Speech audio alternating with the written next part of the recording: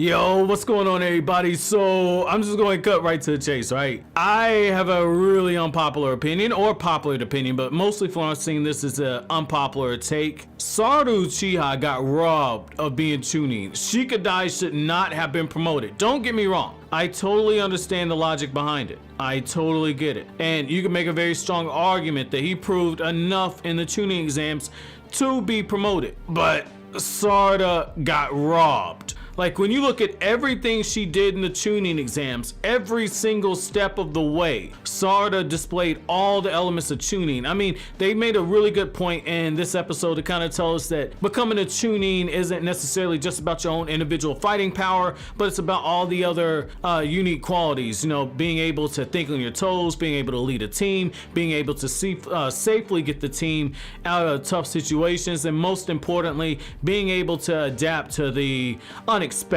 And when they were showing all the various clips and everything, because I mean, this was a flashback heavy episode, but I mean, newsflash where people were upset. I mean, this is Naruto. We get flashbacks all the damn time. Like, Swing Sama shows up in every other fucking episode. But like, dude, they robbed Sarada. Like, I think the best fight in the Chunin exams that showcased that she had what it takes to be promoted to Chunin would be her fight with Arya, okay? So when you look at that fight, Sarada, knowing damn well that she has stamina issues,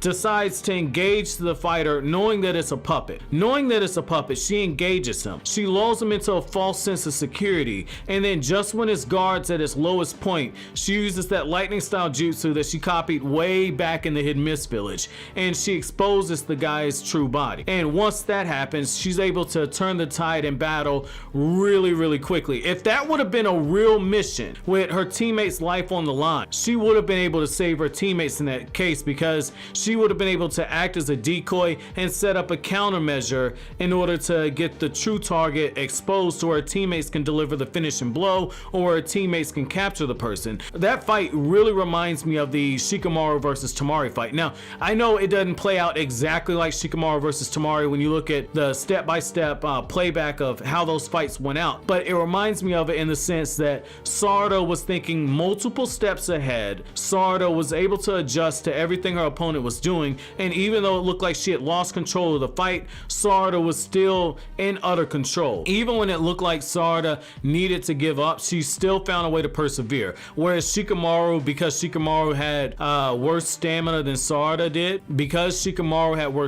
he gave up. And if his team would have been in a life or death situation, he would have been able to save his teammates' lives and able to think of another day. But for Sarada's in that position, and because she still had enough stamina, she was able to maneuver to where she could get the move to go ahead and end things, because the element of surprise was now on her side. And if you look at it, she was slightly exhausted after the fact, but if push came to shove, she could have continued to fight. This is what I love about that fight. I mean, I think the other one, when you look at the ink test that happened with Sai, like Sarada, when she's going through, at first she starts to fall for the trap, and then she uses her head right before Sai is able to spring the surprise on everybody, and she's the first one to think, okay, I got to get us to safety, we can't fall into the ink. That's great strategy. When you look at the team battle where they're going through and they're basically playing capture the flag or whatnot, when you look at that, Sarada was the one who went for the flag, and she realized there's a chance that the team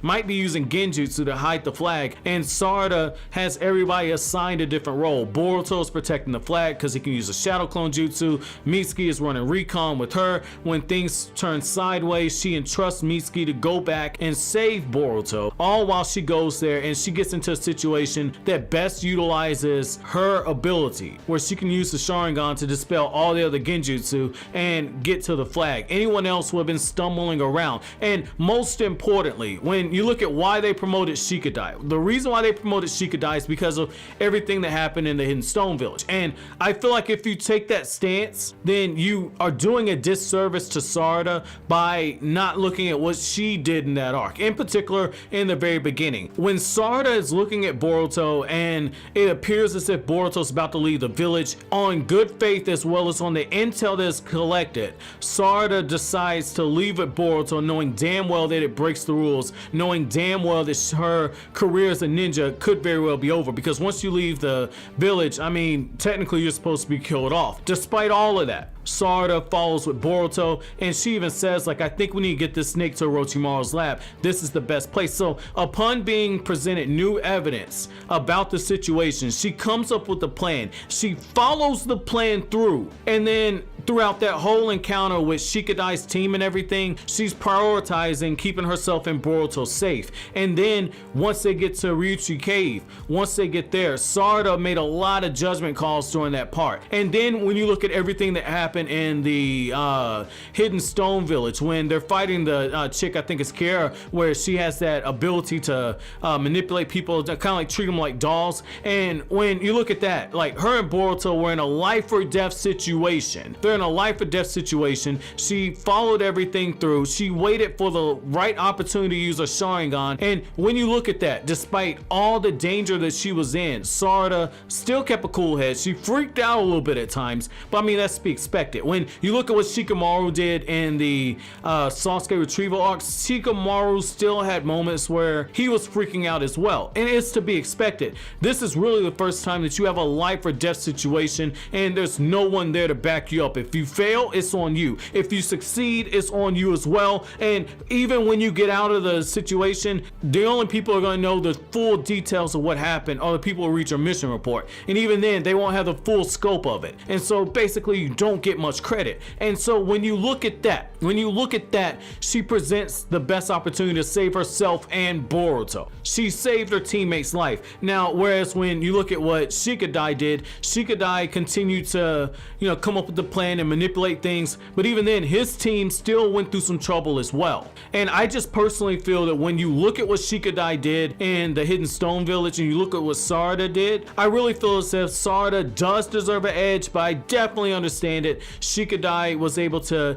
speak in the coded message and get the intel back to Shikamaru and the Hidden Leaf Village to let them know what's going on. I totally understand it, and I mean, he deserves props on that. And so this brings me to my ultimate reason why I'm very disappointed in how the Boruto writers, Kodachi in particular, decided to take this episode, because it was my understanding that when you look at the Chunin exams, it was my understanding that in the original Chunin exams that it wasn't just one person who was promoted. I mean, they flat out said you could win the tournament and still not be promoted to Chunin. You could lose in the first match of the Chunin exams and still get promoted. And it was my understanding that multiple people could have been promoted. Realistically, Sarada and Shikadai both should have been promoted because both of them displayed leadership capabilities. Even in particular, when you look at the fight with Shinki, right? When you look at the fight with Shinki, you had this one moment where Sarada and Boruto, they're clearly being overwhelmed,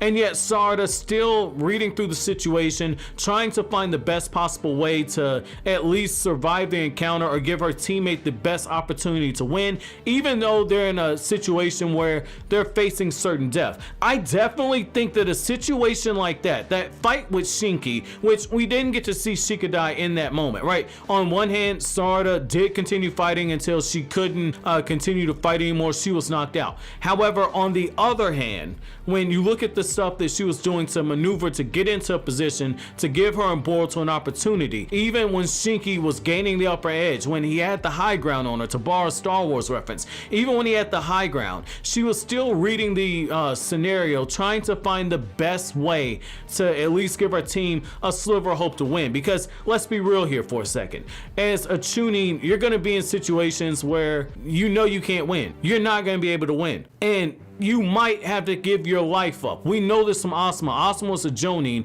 but Asuma had to sacrifice himself. Sarada pulled a similar thing. She sacrificed herself to give Boruto an opportunity to win. And there are gonna be moments where death is your only option. Defeat is your only option. And the whole thing with Naruto should have stood up for this. Naruto, he inherited Jiraiya's whole thing about having the guts to never give up, the guts to see things through, never going back on your situation. When you look at that, Sarada embodied all of that. She embodied all of it. And then when you look at everything that's happened in the moment since, like what happened in the Jugo arc, even then, Sarada, clearly, out of all the members of Team Konohamaru, in the Jugo arc, Sarada was taking on leadership roles at various moments. You saw a lot of growth in Mitsuki, you saw a lot of growth in Boruto in that arc, but for the most part, Sarada kept a level head through a lot of that. And I mean, I just want to know from you guys, I really want to know, do you think that Sarada should have been promoted, and what do you think about this retcon? Because I don't think it's a bad retcon. I really don't, because the original Chunin exams were so open-ended to where it could have gone either way. Because again, it was my understanding that anybody could be promoted and nobody could be promoted. And so they never fully stated, but when you just look at the timeline, multiple people have been promoted before in the past, because there's a 3-year time skip, okay? It ain't even fully 3 years between the end of Naruto and the start of Naruto Shippuden, or for the manga readers like myself, it isn't even a full 3 years between volume 28 and volume 29. It's not a full, or 27 and 28, whichever.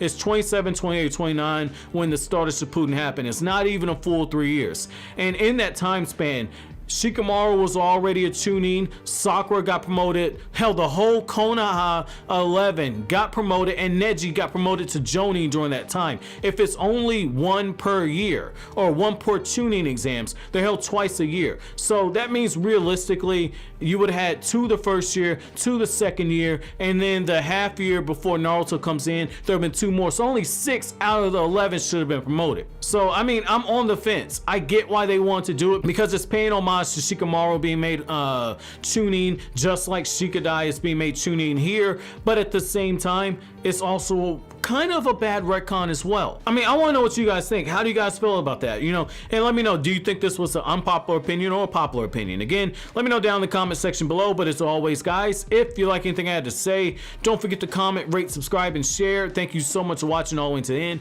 Have an awesome day, guys.